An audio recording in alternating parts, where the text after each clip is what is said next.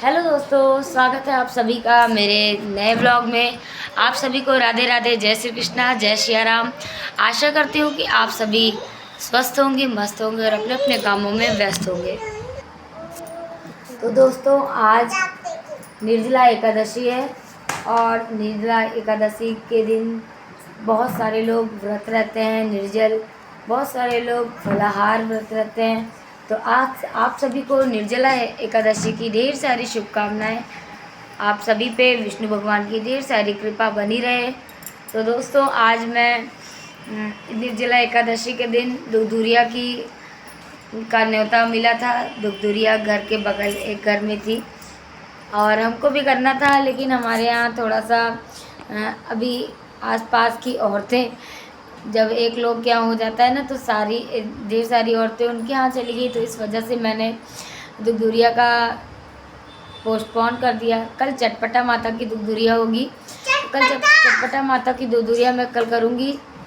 और दोस्तों, आज मैं औसान माता की दुगदुरिया के लिए गई थी। आप लोग जानते होंगे, जिन किसी के यहाँ भी औसान माता की दुगदुरिया होती है वो लोग जानते होंगे। तो मैं गई थी वहीं पे, अभी वहाँ से आई तो बहुत थक गई थी। थोड़ी देर रिलैक्स किया, थोड़ा वीडियो वगैरह बनाया। तो अभी मैंने सोचा कि आप लोगों को एक विश कर देते हैं, निर्जला एकादशी की शुभकामनाएं दे देते हैं। तो आप सभी को निर्जला एकादशी की ढेर सारी शुभकामनाएं। जो लोग भी निर्जला एकादशी का व्रत है, सभी का व्रत अच्छे से पूर्ण हो, संपूर्ण हो। और जो लोग भी निर्जल हैं उनको तो हैट्स ऑफ है, क्योंकि इतनी ज़्यादा गर्मी पड़ रही है। पानी के बिना जितनी देर हम लोग दुधुरिया नहीं हो गई, इतनी देर पानी नहीं पीने को मिला, खाने को नहीं मिला, उतनी देर गला एकदम होठ वगैरह सब सूख रहा था। और जो लोग भी निर्जल, आज निर्जला एकादशी के दिन जो लोग निर्जल व्रत रह रहे हैं उनके लिए हैट्स ऑफ है, उनको सल्यूट है मेरा।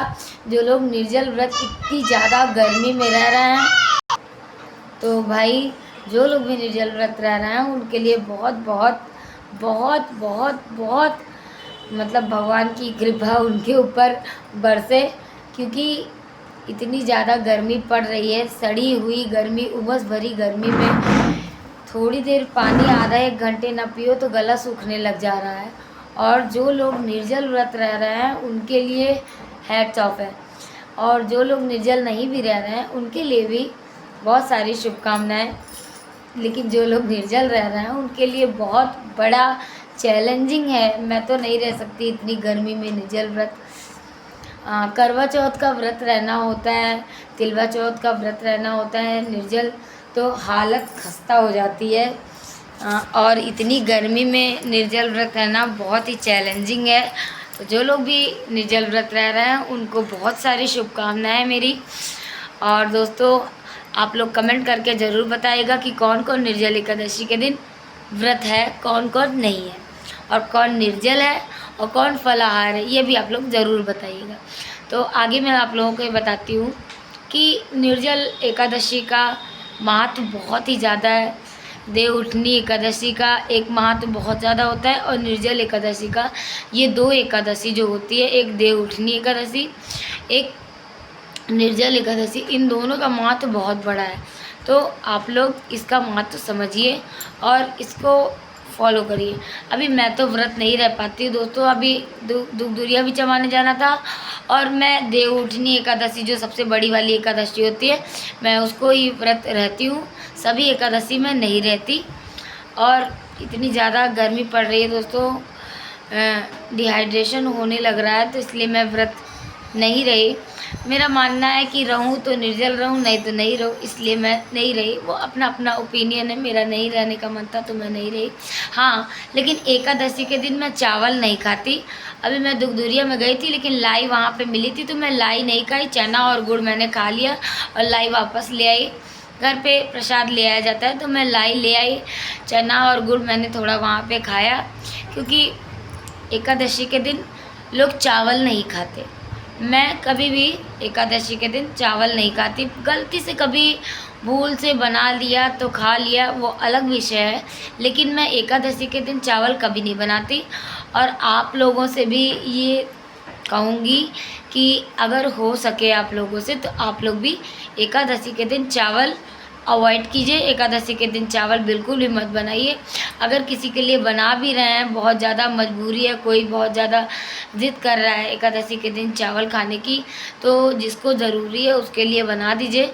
आपको अगर आपकी आस्था है तो आप मत खाइए एकादशी के दिन चावल, क्योंकि बहुत सारे लोग कहते हैं, अब ब्राह्मण लोग बताते हैं, पंडित जी लोग, कि एकादशी के दिन चावल नहीं खाना चाहिए। क्योंकि देखिए, एकादशी के दिन वैसे तो कोई भी अन्न नहीं खाना चाहिए, हमें फलाहार करना चाहिए, ठीक। लेकिन एकादशी, हर एकादशी को हम ये चीज़ फॉलो नहीं कर सकते। तो इस वजह से बहुत सारे लोगों ने मिलकर ये निष्कर्ष निकाला। पुराने ज़माने की बात है, मैंने तो नहीं निकाला, लेकिन जो पंडित जी लोग बताते हैं मैं वही जानती, कि सभी ब्राह्मणों ने, सभी विद्वानों ने ये निष्कर्ष निकाला कि हम सारे अन्न को नहीं छोड़ सकते, तो एक अन्न जो चावल है हम उसको त्याग दें। क्योंकि अधिकतर लोग रोटी भले ना खाएं, चावल ज़रूर खाना पसंद करते हैं।